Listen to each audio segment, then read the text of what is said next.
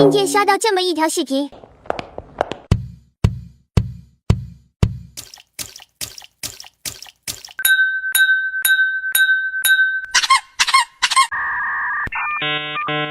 我去，竟然还有这么个小彩蛋啊！赶紧上号试试。我们先来听听原皮的音效。OK， 我知道了。再来听听东东羊的音效。怎么回事？怎么还是原皮的音效啊？是不是皮肤没选对？我们来试试草莓东东。这是啥情况？没变化了。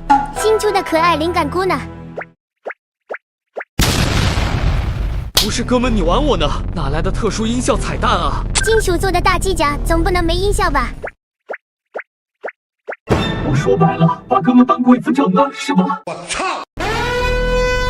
于是小小的劳资彻底红温，想在要他的评论区找到问题所在，可没想到却看到了这么一条弹幕：狗配音原理。狗配音原理，你的意思是这是他配的音？哦，就是说只有我一个傻子真信了。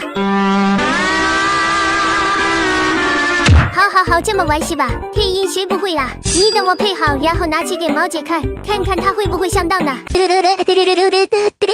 别玩了，给你看个新出的动作彩蛋，就是他每个人都有自己的音效，你听。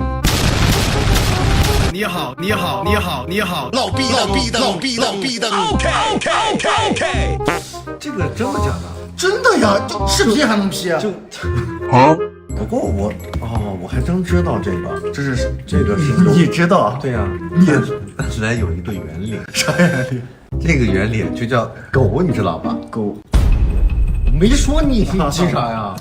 这个原理就叫狗配音原理，就是说啊，把这个动作先放一遍，然后来一个狗啊汪，配个音，哎，不玩了，走了，不玩了，我不玩了。这个狗啊，我不玩了，我不玩了。